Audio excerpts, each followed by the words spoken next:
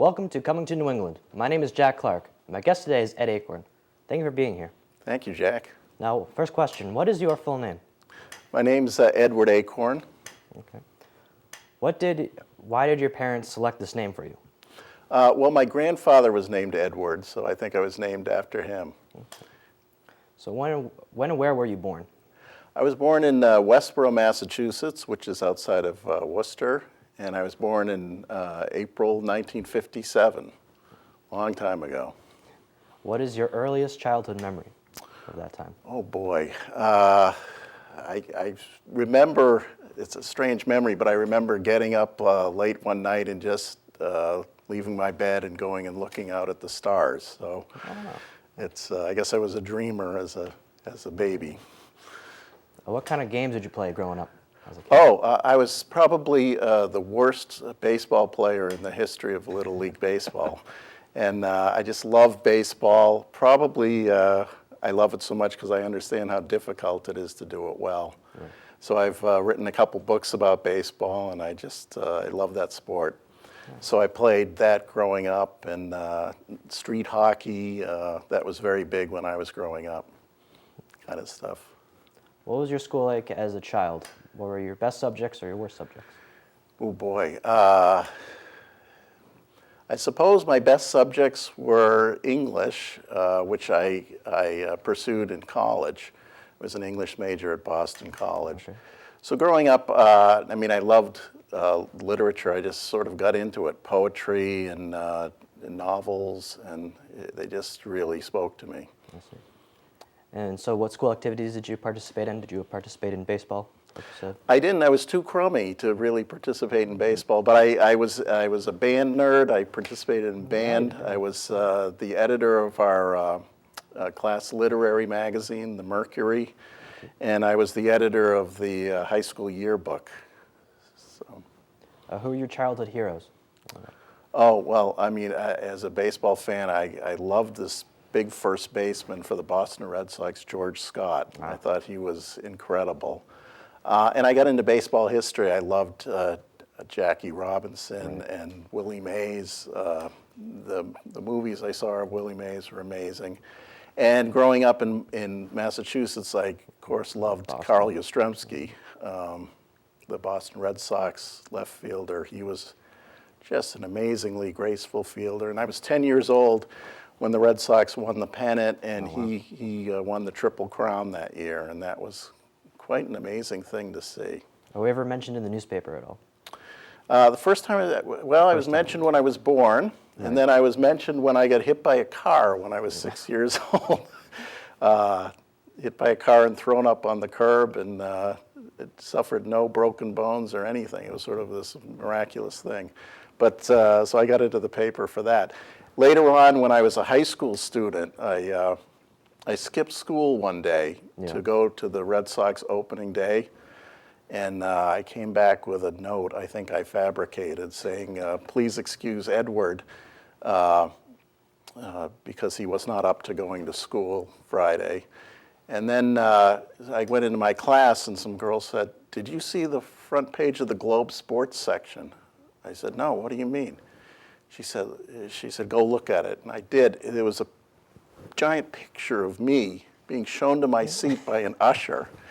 And the vice principal, I think, saw this. So it was like Ferris Bueller's Day Off or something. So I got in the paper that way. That's pretty funny. So how did you choose your profession, and why? My profession kind of chose me. I was an English major at Boston College, and I wasn't quite sure what to do. And I discovered there was an opening at the local newspaper, the Middlesex News, for stringers, which are people they just brought on to cover meetings. And it was, I remember the pay, $15 a night. Wow. And so I went in and did that. I wrote 5 or 6 stories a night. A lot of them wound up on the front page, and then they hired me as a reporter. So I worked my way up as a reporter. I eventually went to Washington for a while, and then I was an editor of a newspaper in Lawrence, Massachusetts. And then I came to the Providence Journal, and I'm the vice president and editorial pages editor there now. Would you want any other profession? Yeah, I've often thought, what if I had pursued history?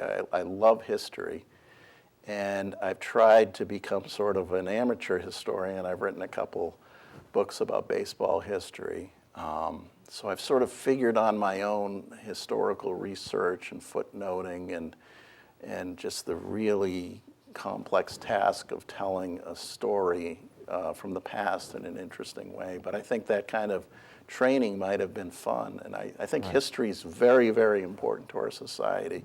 You can't understand what we have here in America and what it's worth unless you understand how we got here and the tremendous struggles people went through to get us here. So history is very interesting to me. Mentioned history. I'm going to talk about your parents. Of all the things you learned out from a parent or your parents, what do you think is the most valuable? Well, I think for my mother, I mean, loving people, being kind to people, making people feel comfortable. She was just masterful at that.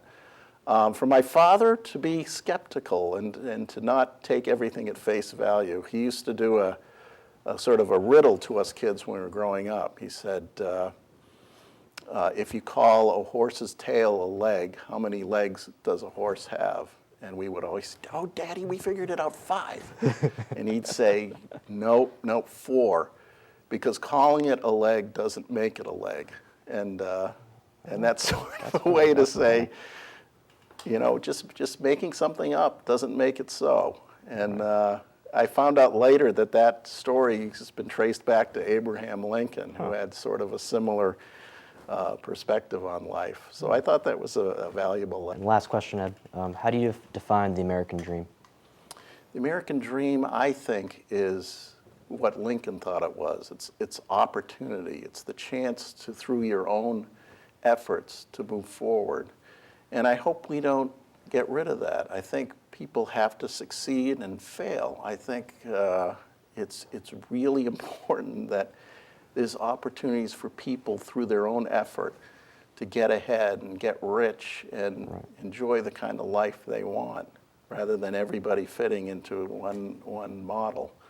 So to me, that's the American dream. And also, you know, the whole, it's all based in this notion of freedom. There are certain things government cannot stop you from doing legitimately. And to me, the key of that is free speech, the ability to disagree with anyone, to say anything, to challenge authority. And I think that's really a key part of the American dream. Well, it's been a pleasure to interview with you today. Thank you for coming out. This is Jack Clarke, and you've been watching Coming to New England.